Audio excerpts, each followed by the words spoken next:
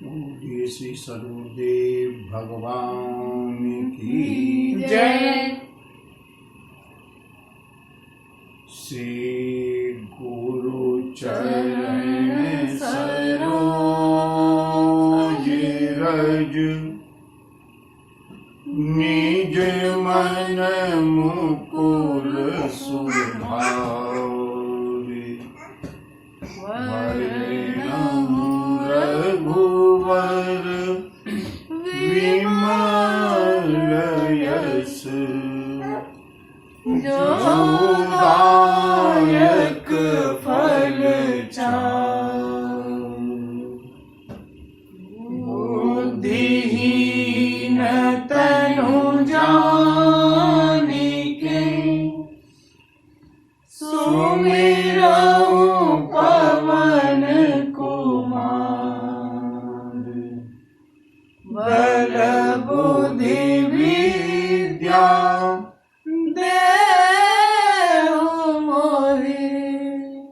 हरहु कलेश विकार। प्रेम के साथ 2 बार भगवान नाम संकीर्तन प्रारंभ करते हैं, उसके बाद कथा का रसास्वाद। हरे राम राम राम सीता राम राम राम। हरे राम राम राम सीता राम राम राम। हरे राम राम राम सीता राम राम राम। हरे राम राम राम सीता राम राम राम। हरे राम राम राम सीता राम राम राम। हरे राम राम राम सीता राम राम राम। हरे राम राम राम सीता राम राम राम। हरे राम राम राम सीता राम राम राम। हरे राम राम राम सीता राम राम राम। हरे राम राम राम सीता राम राम राम। हरे राम राम राम सीता राम राम राम।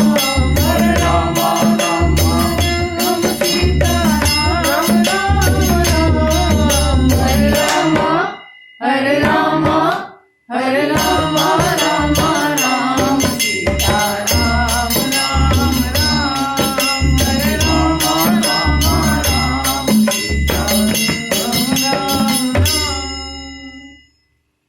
हरे राम राम राम सीता राम राम राम। हरे राम राम राम सीता राम राम राम। पूरी सियावर रामचंद्र की जय। बजरंगबली की जय। बाबा विश्वनाथ की जय। मंगल भवन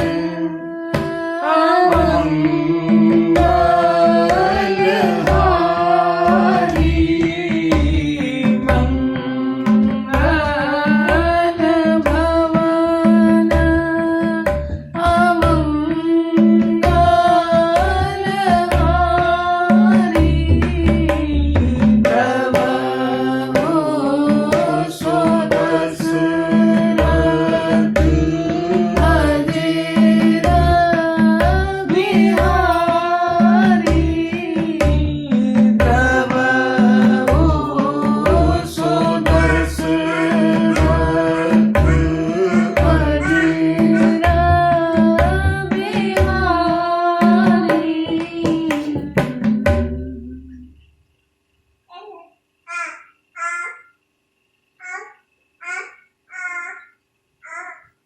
एक बार एक सज्जन के घर पर जाने का अवसर मिला।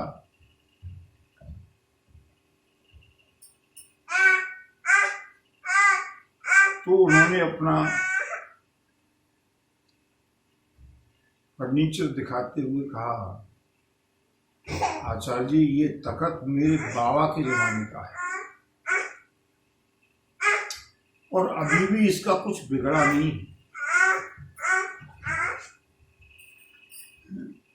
बंधुओं, एक पीढ़ी निकल गई, दूसरी पीढ़ी निकल गई, तीसरी पीढ़ी चल रही है।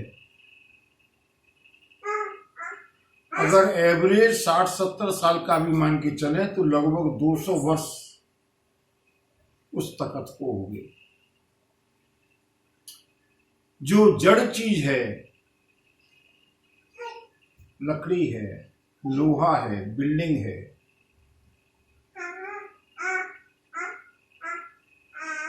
इनकी आयु की फिर भी कोई गारंटी है, कोई समय सीमा है। 100 वर्ष चलेगा, 200 वर्ष चलेगा, 150 वर्ष चलेगा। इस शरीर से ज्यादा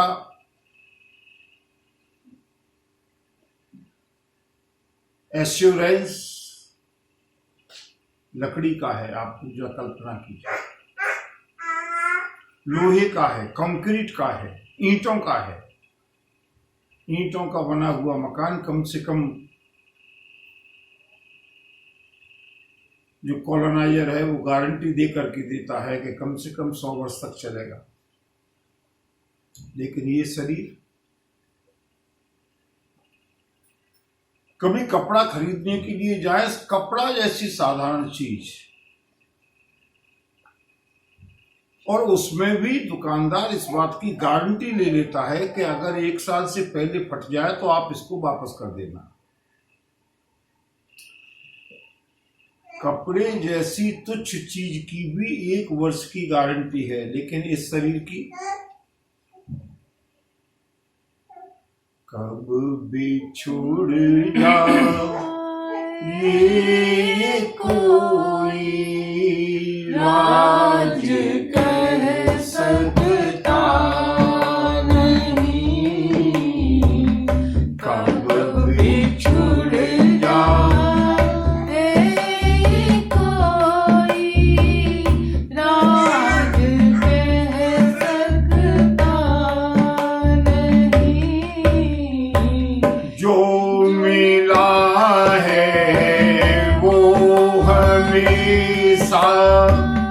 पास रह सकता नहीं, जो मिला है वो हमेशा पास रह सकता नहीं, कब बिछुड़ जाए राज कह सकता नहीं, कब बिछुड़ जाए कोई राज कह सकता नहीं, जिंदगानी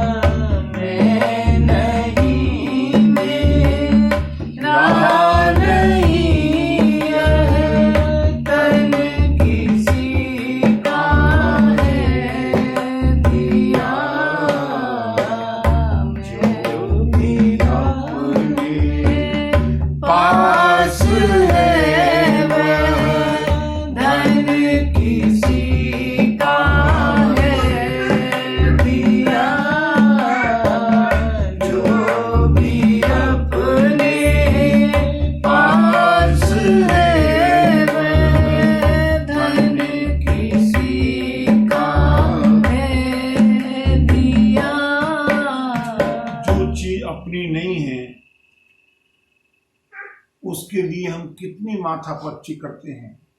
और ये सबको मालूम है, भारत के किसान को भी मालूम है, एक मजदूर को भी मालूम है, और एक डिलीट वाले को भी मालूम है, एक साधु को भी मालूम है, एक गृहस्थ को भी मालूम है, एक आस्तिक को भी मालूम है, एक नास्तिक को भी मालूम है, शरीर टिकने वाला नहीं है।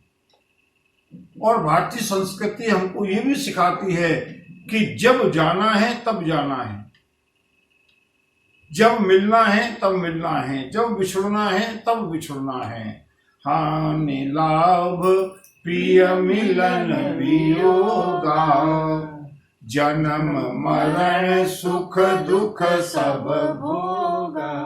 ये सब काल कर्म बस होई गोसाई, पर बस रात दिवस की ढाई,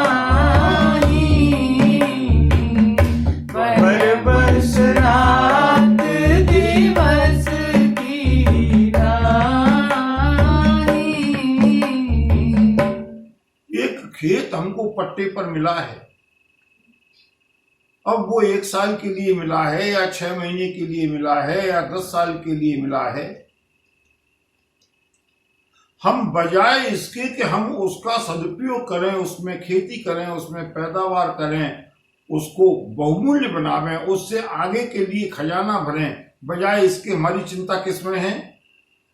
चाहे खरपतवार से और गंदगी से भरा हुआ है खेत, उसकी चिंता नहीं है। चिंता क्या है कि कहीं ये खेत मुझसे चला न जाए। परंतु ये स्थिति हमारी है।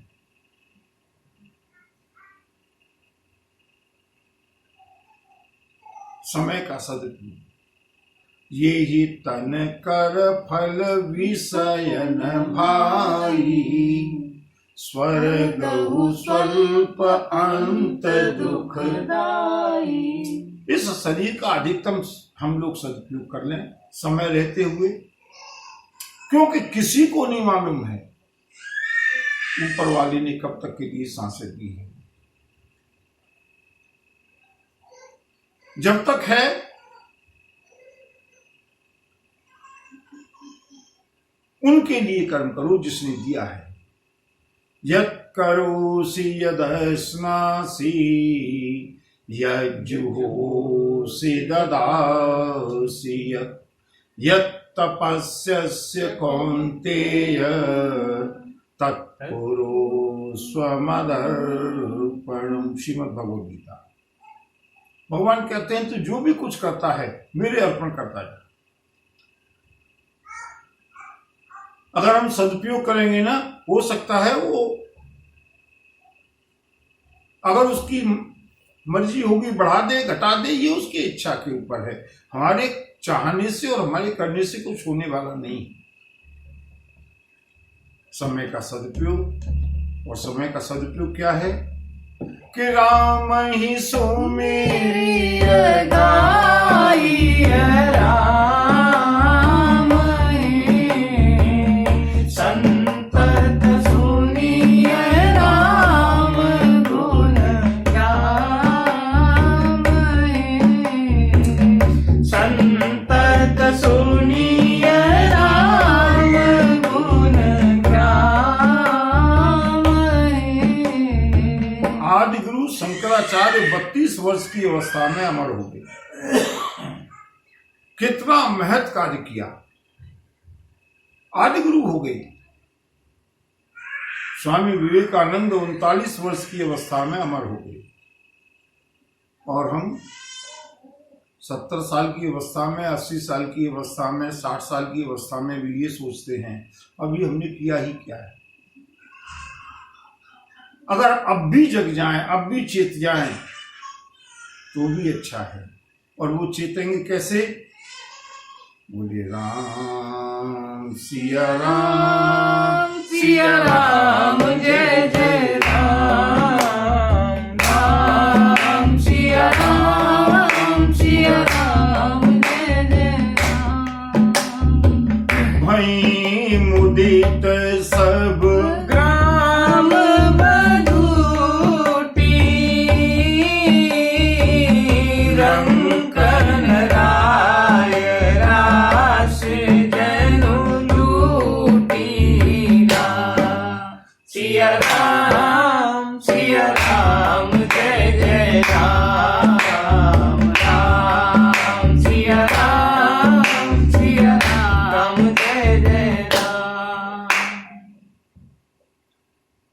चलते हैं प्रभु की उस परम आनंदमयी मंगलमयी कथा में। भगवती वैदेही ग्रामीण स्त्रियों से घिरी हुई बैठी हैं। इशारे से मैथिली ने बताया है कि जो सांवले रंग के हैं वो मेरे पतिदेव हैं। अत्यंत प्रसन्न हो गई सारी की सारी ग्राम की महिलाएं, आशीर्वाद देने लगी। अति सप्रेम सिय पाय परे और बहु विधि देहि आशीष। क्या क्या आशीर्वाद देती हैं? बोले सदा सुहागिन हो तुम, जब लगी माही अहिशीष।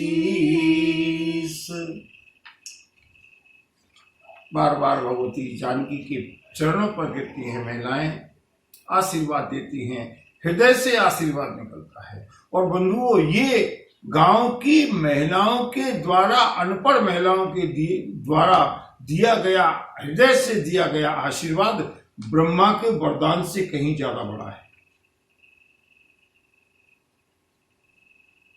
देवी, हम हृदय से आशीर्वाद देती हैं, तुम हमेशा सुहागिन बनी रहो, अखंड सौभाग्यवती रहो। और पार्वती समपति प्रिय हो, देवी नाम पर छाड़ब छो। पुनि पुनि विनय करिय कर जोरी, जोरी मार्ग फिरिय बहोरी। पार्वती के समान तुम अपने पति को हमेशा प्रिय बनी रहो। हम बार बार आपसे हाथ जोड़ करके यही प्रार्थना करती हैं। और क्या मांगा है बंधु? मांगना है तो कुछ ऐसा मांगना सीखें। राम सिया राम, सिया राम जय जय राम, राम सिया राम, सिया राम जय जय राम। पुनि पुनि विनय करिय कर जोरी, जय मार्ग फिरिय दर्शन देव जानी निज दासी, लगी सिय सब प्रेम पियासी। राम सिया राम, सिया राम जय जय राम, राम सिया राम, सिया राम जय जय राम। राजकुमारी जी, हम आपके पैरों पर पड़ करके बार बार आपसे यही मांगते हैं कि यदि लौट करके आप जा रही हैं तो लौट करके भी आएंगी। अगर लौट करके कहीं इधर से आना हो ना, एक बार हम लोगों को दर्शन और देते जाइएगा। भगवती जानकी को बड़ी प्रसन्नता हुई। प्रभु का विश्राम हुआ है और यहां से आगे फिर से प्रभु की यात्रा चलती है, प्रभु की वन यात्रा। और बंधुओं, यहाँ से प्रभु सारे गांव वालों को आनंद देते हुए गांव गांव अति हुई आनंदु, जिधर से होकर के प्रभु निकलते हैं ना, वहां पर आनंद आ जाता है। जहां आनंद कंद पहुंचेंगे वहां तो आनंद आएगा ही। और अब प्रभु कहां पहुंचे हैं? महर्षि वाल्मीकि ऋषि के आश्रम। देखत बन सर शैल सुहाए, वाल्मीकि आश्रम प्रभु आए। राम सिया राम जय जय राम। राम सिया राम जय जय राम। मुनि कहु राम दंडवत कीना, आशीर्वाद विप्रवर दीना। राम सिया राम जय जय राम। राम सिया राम जय जय राम। महर्षि वाल्मीकि के चरणों में दंडवत प्रणाम किया है मेरे प्रभु श्री राम ने। वाल्मीकि ऋषि ने आशीर्वाद दिया, इकट्ठा कर लो उनको, जितना आशीर्वाद इकट्ठा कर सकते हैं जीवन में। प्रभु श्री राम ने अवध की सारी अनहोनी कहकर के सुनाई है महर्षि वाल्मीकि को। महर्षि वैसे तो आप सब जानते हैं, विश्व बदर जिमि तुम्हारे हाथा, आप त्रिकालज्ञ हैं, लेकिन आप पूछते हैं, प्रभु श्री राम ने संपूर्ण कथा कहकर के सुनाई। अयोध्या में किस तरह से अनर्थ हुआ, भगवान जो भी कुछ हुआ,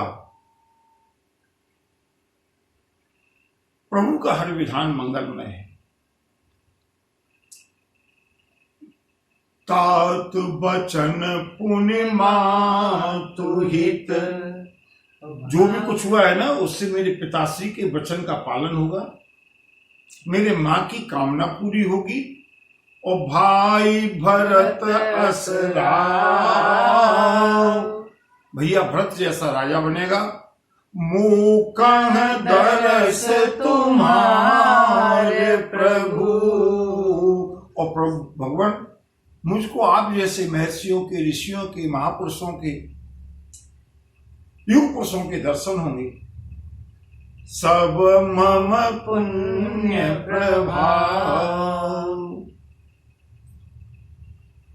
बंधु, राम कथा तो हमने कक्षा 6 से पढ़ी है पुस्तकों में, लेकिन राम कथा इतनी विचित्र और अमर क्यों है? ये है राम कथा की अमर होने का रहस्य। कैसी कैसी संजीवनी बूटी घोल करके रखी है। क्या आशावादी दृष्टिकोण है श्री राम का। एक घटना जिसके लिए पूरी अयोध्या ने कैकेयी को कोसा है, वही घटना जिसके लिए भरत ने अपनी मां का परित्याग किया है, वही घटना जिसके लिए लक्ष्मण जी को पूरे 14 वर्ष में कई बार क्रोध आया है, वही घटना जिसके लिए सारे के सारे अयोध्यावासी दुखी होकर के रहे हैं, और वही घटना श्री राम के लिए है। लेकिन उसका ब्राइट एस्पेक्ट क्या है? प्रत्येक घटना में कुछ न कुछ अगर देखने में गलत लग रही है, होगी, हो सकता है 70% गलत हो, 80% उसके कॉन्सिक्वेंसेस गलत हों, लेकिन कहीं ना कहीं कुछ न कुछ अच्छाई तो होगी। जड़ चेतन गुण दोषमय विश्व कीन करतार, संत हंस गुण गाहि पाय, परिहरि वारि विकार। ये संतों का लक्षण है। गुण गुण को ग्रहण कर लो। महात्मा कबीर ने लिखा, बुरा जो देखन में चला, तो बुरा न मिलिया कोई, और जो दिल खोजा अपना, तो मुझसे बुरा न कोई। दुर्गुण देखने हैं तो अपने देखें, एनालिसिस करें, समीक्षा करें। हालांकि हमारे शास्त्र इस बात के लिए भी अनुमति नहीं देते कि अपने दुर्गुणों का ही चिंतन करते रहें, क्योंकि उसमें भी समय व्यर्थ होने वाला है। और हमारे शास्त्रों ने सबसे ज्यादा महत्व दिया समय के सदुपयोग के ऊपर। जो हुआ हुआ, ये समय लौट करके आने वाला नहीं है।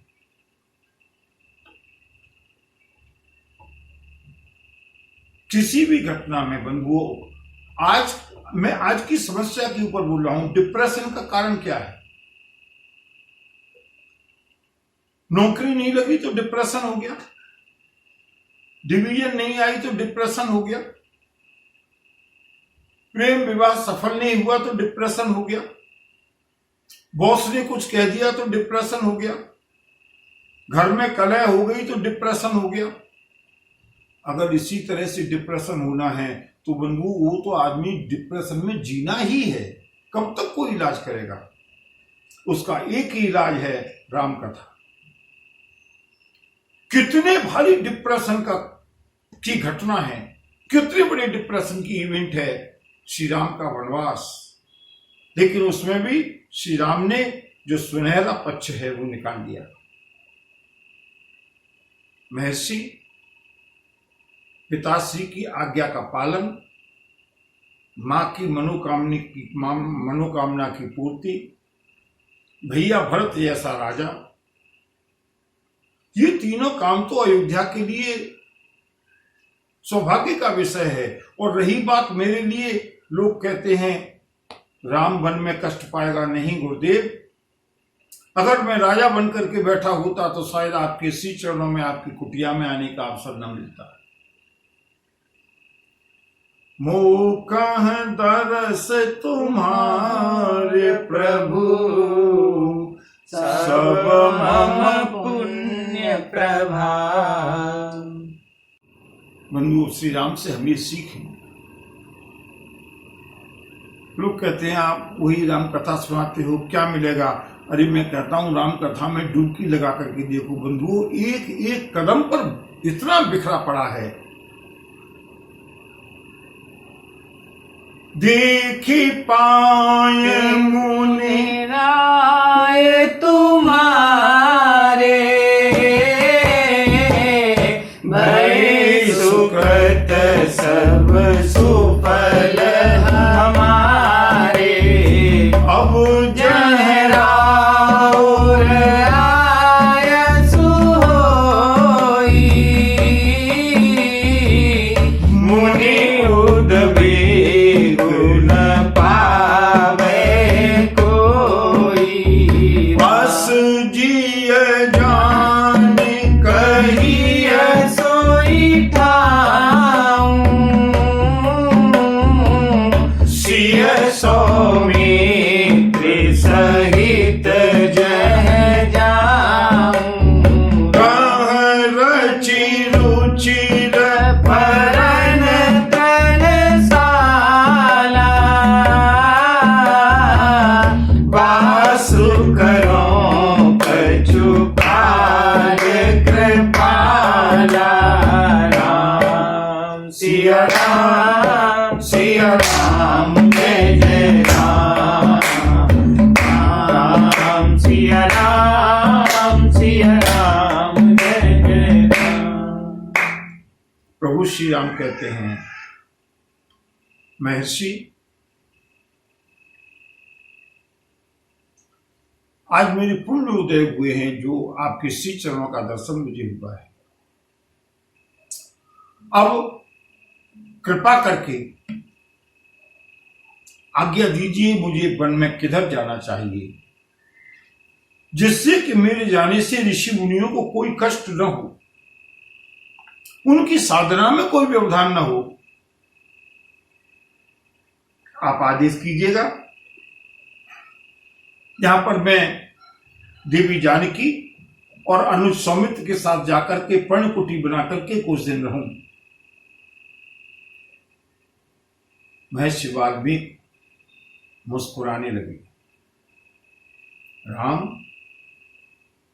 सहज सरल सुनी रघुवर बानी, साधु साधु बोले मुनि ज्ञानी, कस न कहु अस रघुकुल केतु, तुम पालक संतत श्रुति सेतु। राम सिया राम सिया राम जय जय राम, राम सिया राम सिया राम जय जय राम। राम, वेदों की मर्यादा का पालन करने के लिए तो तुम्हारा जन्म हुआ ही है। और आगे महर्षि वाल्मीकि ने श्री राम का वास्तविक परिचय दे दिया। सुनो राम, तुम कौन हो? मैं जानता हूं।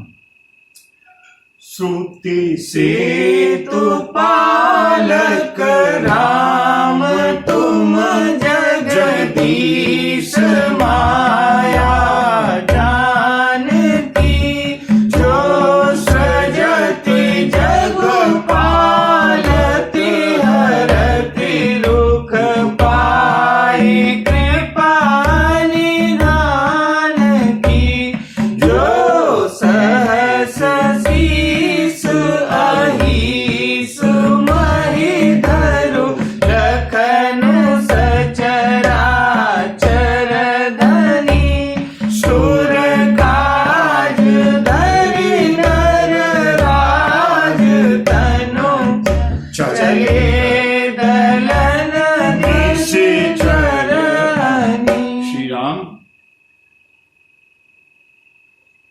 राम स्वरूप तुम्हार बचन अगोचर बुद्धि पर, अविगत अकथ अपार, नीति नीति नित निगम कह। हे राम, तुम्हारा स्वरूप मन से, बुद्धि से, इंद्रियों से, वचनों से परे है। अकथनीय है। वेद भी जिसका नीति नीति कह करके वर्णन करते हैं। और यहां पर एक बड़ी सुंदर दर्शन का महर्षि वाल्मीकि ने प्रतिपादन किया है। बंधु, मैंने कहा ना, प्रभु की इच्छा जहां कथा की होती है और जितना जब वो कहलवाना चाहते हैं, विचार ये किया था कि थोड़ा सा यात्रा को शीघ्रता से आगे बढ़ाएंगे, क्योंकि अभी अयोध्या कांड ही बहुत विस्तृत है। सुमंत जी को लौट करके आना है, महाराज दशरथ का प्रयाण होना है, भरत जी का आना, भरत चरित्र चित्रकूट यात्रा। आज जब कथा करने बैठे थे तो ऐसा लग रहा था कि कथा थोड़ी शीघ्रता से आगे चलेंगे, लेकिन प्रभु की इच्छा और उनकी इच्छा के अनुसार ही वही हमारे मुख्य यजमान हैं, और जैसे यजमान कहेगा उसी के अनुसार कथा होगी।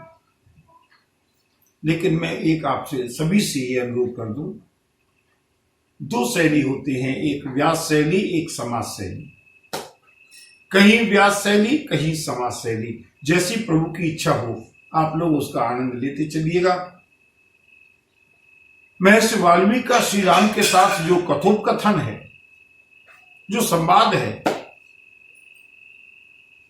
जो 14 भवनों का वर्णन किया है दार्शनिक रूप से, मैं समझता हूं अगर प्रतिदिन निरंतर कथा कही जाए 1-2 घंटे, तो लगभग कम से कम 1 महीने का तो वृत्तांत है, आख्यान है। लेकिन हम ऐसे आख्यान को छोड़ना भी नहीं चाहते, और अगर इतना व्यास शैली में चले गए तो हमारी राम कथा बहुत पिछड़ जाएगी। इसलिए चौपाइयों के माध्यम से गुनगुनाते हुए प्रत्येक भवन, एक्चुअली जो भवन बताए हैं वो मोरल कोड है, स्पिरिचुअल कोड है। मनुष्य को क्या करना चाहिए, कैसे रहना चाहिए, नैतिकता क्या है, धार्मिकता क्या है, मनुष्य के साधना के और आध्यात्मिकता के विभिन्न सोपान हैं इन 14 भवनों में, जहां प्रभु जितना आवश्यक समझेंगे उनका दर्शन करते हुए 14 स्थान बताए हैं महर्षि वाल्मीकि ने। कभी प्रभु की अगर इच्छा होगी तो केवल महर्षि वाल्मीकि के बताए हुए 14 जो स्थान हैं उसी के ऊपर 1 महीने का सत्संग होगा, तब जाकर के थोड़ी संतुष्टि होगी। लेकिन अभी इस प्रसंग में हम सारे 14 स्थान गिनाएंगे। बहुत सरल सुबोध भाषा में गोस्वामी जी ने लिखा है, उनका अर्थ समझते चलेंगे, और जहां प्रभु की इच्छा होगी वहां थोड़ी सी विवेचना होगी, जिससे कि कथा भी आगे बढ़ती रहे। महर्षि वाल्मीकि कहते हैं, सुनो राम, जग पेखन तुम देखनिहारे,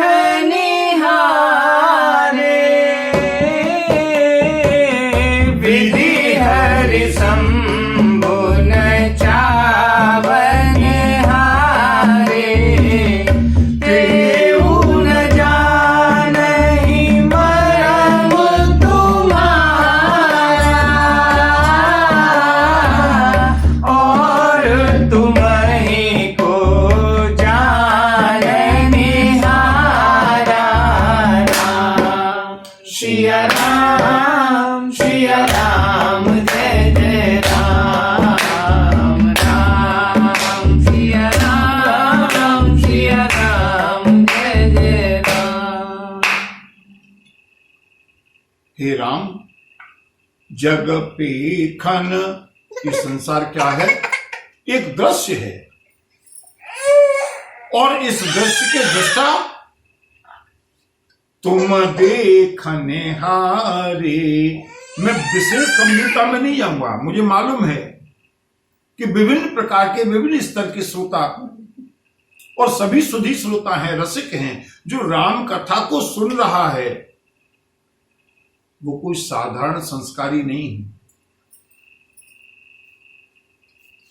लेकिन स्तर अलग अलग हैं। इसलिए विशेष गंभीरता में और विशेष दर्शन में न जाकर के मैं बिल्कुल साधारण भाषा में समझाने का प्रयास करूंगा।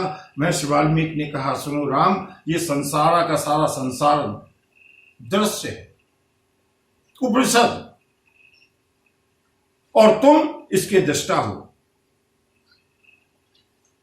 ब्रह्मा, विष्णु और शिव, इनको भी संचालित करने वाले हो। जब ये भी तुम्हारा मर्म नहीं जानते तो तुम्हारा मर्म और कौन जान सकता है।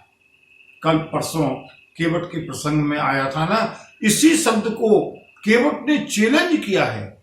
नहीं जानते होंगे ब्रह्मा विष्णु शंकर मर्म को, कोई बात नहीं, लेकिन केवट जानता है। तेऊ न जानहि मर्म तुम्हारा, वो भी आपके मर्म को नहीं जानते,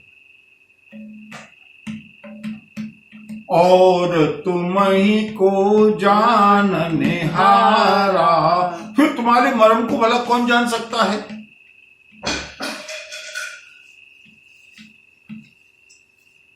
महर्षि वाल्मीकि ने स्वतः संशोधन किया।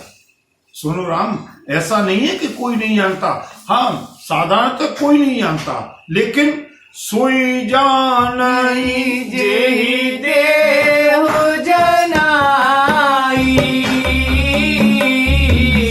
जानत तुम्हीं होई जाई। तुम्हारी ही कृपा तुम्हीं रघुनंदन, जानहि भगत भगत उर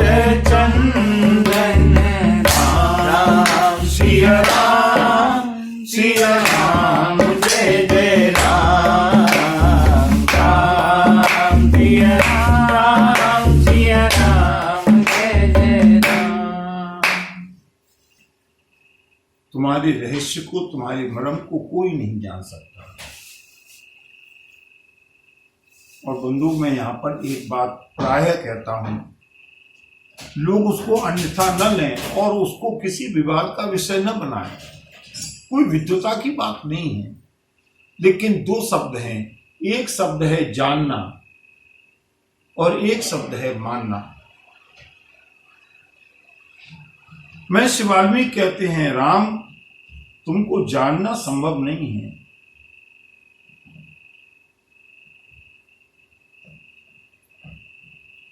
अगर प्रभु को जान ही नहीं पाएंगे तो फिर कैसे काम चलेगा? बोले जानने की आवश्यकता ही नहीं है, क्योंकि जिनको वेद नहीं जान पाए, जिनको ब्रह्मा विष्णु महेश नहीं जान पाए, अकल्पम अनूपम तपंतम दिगंतम अगोचराम गुरुदेव नमः। कल्पना से परे है, जो अनुपम है, उसको कोई कैसे जानेगा? और जिसने जानने का प्रयास किया वो फंसा। गरुड़ जी ने जानने का प्रयास किया, फंस गए। इंद्र ने जानने का प्रयास किया, गोवर्धन लीला, फंस गया। ब्रह्मा जी ने जानने का प्रयास किया ना, अरे जो अखिल ब्रह्मांड नायक है, जिसका बड़े बड़े देवालयों में घंट घड़ियालों के साथ, बड़े बड़े स्तोत्रों के साथ भोग लगता है, और वो नंगे पैर झूठे इन ग्वाल वालों का के साथ भोजन कर रहा है, छाछ पी रहा है, ये ब्रह्म नहीं हो सकता। बंधुओं, या कल्पना कीजिए, जो वेदों के रचयिता हैं, जो वेदों के प्रणेता हैं ब्रह्मा जी, जब वो प्रभु के स्वरूप को नहीं जान सकते, हमारी क्या सामर्थ्य है? जानना संभव नहीं है, और जानने से किसी का भला हुआ भी नहीं है। शेष महेश गणेश दिनेश सुरेश जाहि निरंतर ध्यावे, और जाहि अनादि अनंत अखंड अछेद अभेद सुभेद बतावे, नारद से सुख जाहि रटे पछिहारे तऊ पुण्य पार न पावे। इतने लोगों ने जानने का प्रयास किया, लेकिन किसी को सफलता नहीं मिली। लेकिन उन्हीं को बिना जाने हुए ताही अहीर की छोहरिया छछिया भर छाछ पे नाच नचावे। हाँ, ताही अहीर की छोहरिया छछिया भर छाछ पे नाच नचावे। प्रभु जानने का विषय नहीं, जितना जान सकते हैं हम, वो उसी की कृपा से जान सकते हैं। सोई जानई जेहि देहु जनाई। और कितना जान पाएगा? प्रभु तो अनंत हैं, जितना वो जनाना चाहते हैं उतना जान जाता है। कैसे जानता है? बोले तुम्हारी ही कृपा तुम्हें रघुनंदन, जानहि भगत भगत उर चंदन। आपकी कृपा जिसके ऊपर होती है, आप जिसको जितना जलाना चाहते हैं।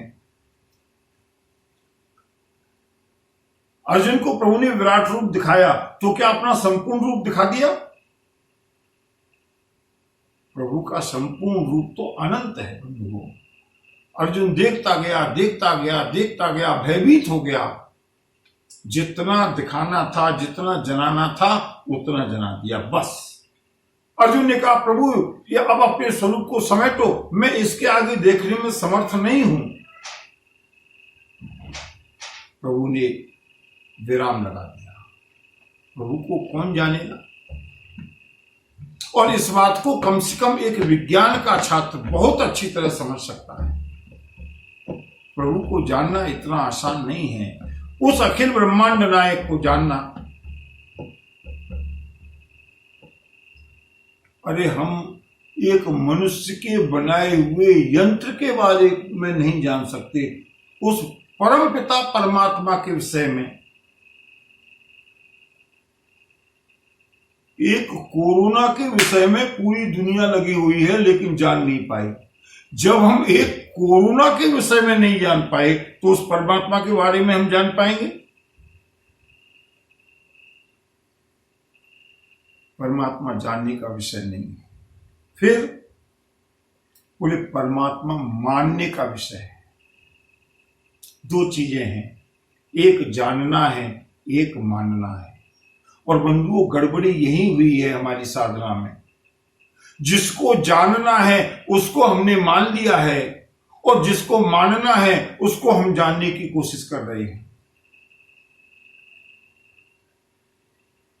जानना किसको है? संसार को जानो। जानने की चीज संसार है, और जिस दिन हम संसार को जान जाएंगे,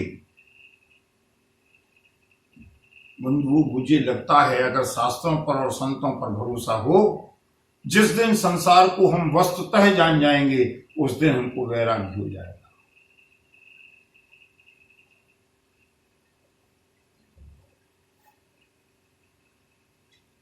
जिस संसार को हम अपना मान करके बैठे हैं, न जाने कितनी बार हमने ऐसे अनंत जन्मों से माना है, मेरा है, यही मेरा है, यही मेरे माता पिता हैं, यही मेरे भाई बहन हैं, यही मेरे पुत्र पुत्री हैं, यही मेरा खजाना है, यही मेरा मकान है।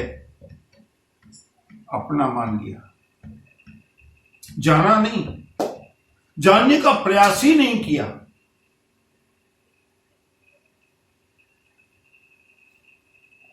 बंधुओं, ये मेरा नहीं है, इसको जानो। ये संसार जानने का विषय है, और जिस दिन संसार को जान जाएंगे संसार से वैराग्य हो जाएगा। जीवा नरेश की एक घटना का संस्मरण याद आ रहा है।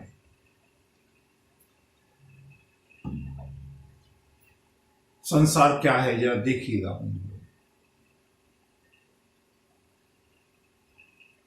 यावद्वीत जगतगुरु शंकराचार्य, यावद्वीतोपार्जन सक्त तावन् निज परिवारो रक्त। यावद्वीतोपार्जन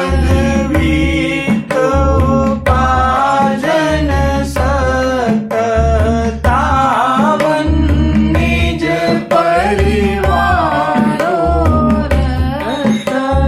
पश्चात् यावति जर जर देवातां प्रचति कोऽपि न गेहे। भजि गोविन्दं भजि गोविन्दं गोविन्दं भज मूढमते। भजि गोविन्दं भजि गोविन्दं गोविन्दं भज मूढमते। यावद्वीतोपार्जन सतः, जब तक वित्तोपार्जन में, जब तक धन कमाने में ये शरीर समर्थ है, तावन निज परिवारो रक्त है, तब तक जन्म जन्म के साथी बनते हैं। कोई 7 जन्म की साथी बनता है, कोई अनेक जन्मों का साथी बनता है, लेकिन वही पश्चात धीरे धीरे अनुपयोगी हुआ ये शरीर, जर जर देहि। जैसे जैसे क्षीण होता गया, वार्तां कोपि न पृच्छति। कोई बात करने के लिए तैयार नहीं है। जिनके बिना राय के घर में कोई डिसीजन हो नहीं सकता था, आज उनकी बात सुनने के लिए कोई तैयार नहीं है। क्यों? बंधुओं, इसमें किसी का कोई दोष नहीं है। ये सृष्टि उपयोगिता बात से ही चल रही है।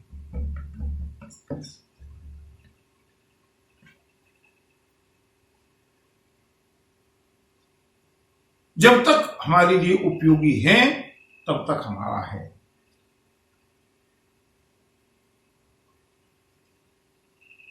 रीवा नरेश का एक संस्मरण याद आया है। रीवा के नरेश थे।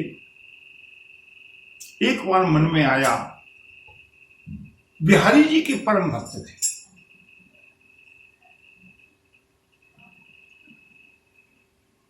जाकर के बिहारी जी का दर्शन करें। और बंधुओं, जब महाराज ने बिहारी जी का दर्शन करने के लिए संकल्प किया, सब लोग जानते थे महाराज बिहारी जी के परम भक्त हैं। कहीं ऐसा न हो कि वृंदावन में जाकर के कुछ ज्यादा दिन रह जाएं, यहाँ पर काम काज बिगड़ जाए। महारानी ने कहा, महारानियों ने कहा, रानियों ने कहा, मंत्रियों ने कहा, महाराज अगर आपकी आज्ञा हो तो हम भी आपके साथ चल करके दर्शन कर लें, लौट करके राजकाज भी देखना है। रीवा नरेश ने कहा, जैसे आप लोगों की इच्छा। और बंधुओं, पूरे राजकीय परिवार का एक कार्यक्रम बना करके रीवा नरेश आए हैं श्री वृंदावन धाम में दर्शन करने के लिए। जाकर के बिहारी जी का दर्शन किया। सभी लोगों ने दर्शन किया, लेकिन सबको दर्शन एक जैसा होता हो ये जरूरी नहीं है। जाकी रही भावना जैसी, किसी को लगता है काला काला पत्थर है, किसी को लगता है डेकोरेशन अच्छी की है, किसी ने कहा बाहर सजावट बहुत अच्छी है, किसी ने देखा भीड़भाड़ बहुत ज्यादा है। जिसकी जैसी भावना है। लेकिन बंधुओं, रीवा नरेश देखते ही रह गए बिहारी जी को। भाव से प्रार्थना करने लगे, बिहारी अब कुछ ऐसी कृपा करो जिससे कि मुझे आपके सानिध्य में शेष जीवन बिताने का समय मिले। आंखों से अविरल अश्रुपात करते हुए भाव विवल होकर के दर्शन करने के बाद अपने समाज के साथ लौटे हैं रीवा नरेश, जहां रुके हुए थे विश्राम स्थल पर।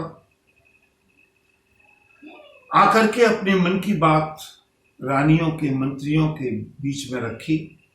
सुनो, मेरा मन है, आप लोग चाहो तो कुछ दिन मैं यहां पर रह करके बिहारी जी के दर्शन कर लूं, सत्संग लाभ कर लूं, आप लोग जाकर के राजकाज देखिएगा। सबने कहा, महाराज आपके बिना तो राज्य एक दिन नहीं चल सकता। आप कैसी बातें करते हैं, हम आपको छोड़ करके जा नहीं सकते। रानियों ने कहा, महाराज हमारे आपके बीच में 7 फेरे हुए हैं, जन्म जन्म का साथ है, कैसे छोड़ देंगे हम आपको। आपको अगर रहना है 1 दिन और रुक लीजिएगा, लेकिन साथ छोड़ने के लिए मत कहिएगा, हम जी नहीं पाएंगे आपके बिना। लेकिन बंधु, मैंने कल एक उदाहरण दिया था ना, वृक्ष से जिस पत्ते को रस पहुंचना बंद हो गया, उनको ये सारी बातें भी लुभा नहीं सकती, वो रस पहुंच ही नहीं रहा। रीवा नरेश तो बिल्कुल पीले पके हुए पत्ते की तरह है। रुक गए आज रात को। बिहारी जी से फिर से रो रो करके प्रार्थना की, बिहारी कुछ करो ना, मुझको अब संसार में मन लगता नहीं। दूसरे दिन नरेश ने कहा चलो अब हमको वापस चलना ही है अपने नगर में, एक बार चलने से पहले बिहारी के दर्शन और कर लें। और बंधु बिहारी जी के दर्शन करने के लिए सारे के सारे समाज के साथ राजा फिर मंदिर की ओर चले। और उस दिन देखिए बिहारी की लीला, उस दिन कुछ ऐसा संयोग था कि वहां पर संतों का भंडारा हो रहा था।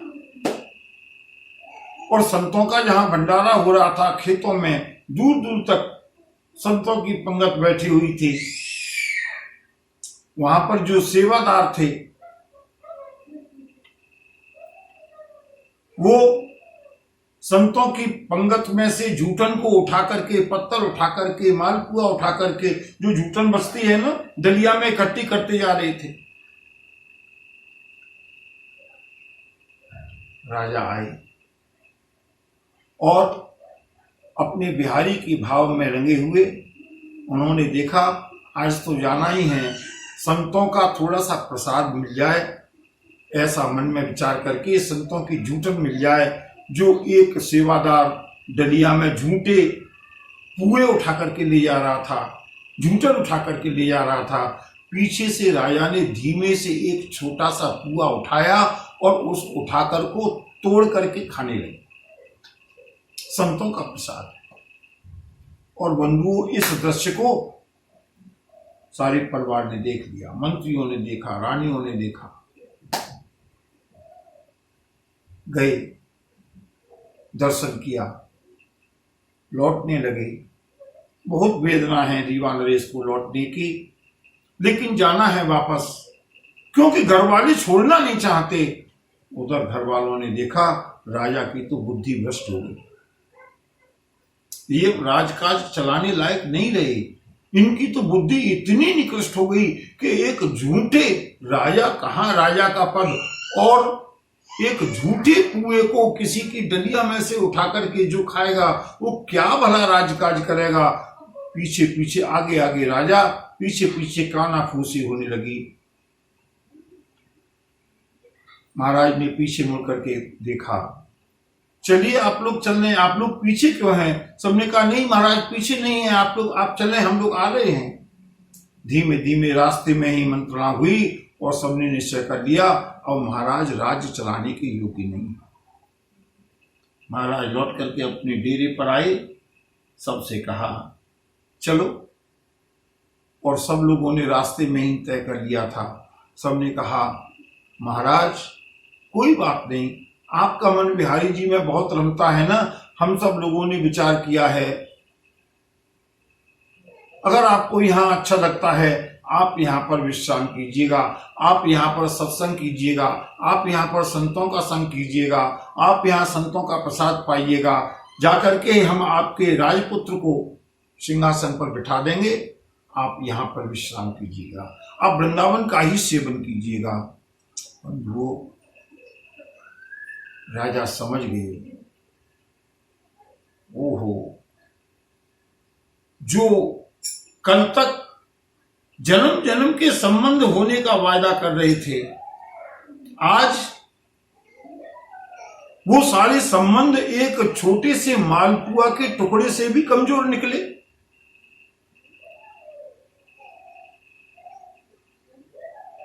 मनी मन में बिहारी जी को धन्यवाद दिया, बिहारी तेरी लीला भी अपरंपार है। और रीवा नरेश फिर वृंदावन में ही रह गए। वो संसार को जिस दिन जान लेंगे, संसार से वैराग्य हो जाएगा। अभी हमने जाना नहीं है, जानने का प्रयास कर रहे हैं, और प्रभु जितना जना रहे हैं उतना अच्छा है। संसार जानने का विषय है। यहीं पर कथा को विश्राम करते हैं, समय हो गया बंधुओं। कल इसी जानने और मानने से लेकर के हम आगे बढ़ेंगे और देखते हैं प्रभु की इच्छा कहां तक होती है। आज सोच रहे थे 14 भवन का दर्शन करते हुए कथा आगे बढ़ाएंगे, लेकिन अभी 14 भवन का तो प्रसंग ही प्रारंभ नहीं हुआ। जैसी हर इच्छा, कल स्मरण रखेंगे, जानना और मानना। यहाँ से हम कथा को प्रारंभ करेंगे और आगे जैसी प्रभु इच्छा। बोलिए भक्तवत्सल भगवान की जय। नमः पार्वती पतये हर हर महादेव।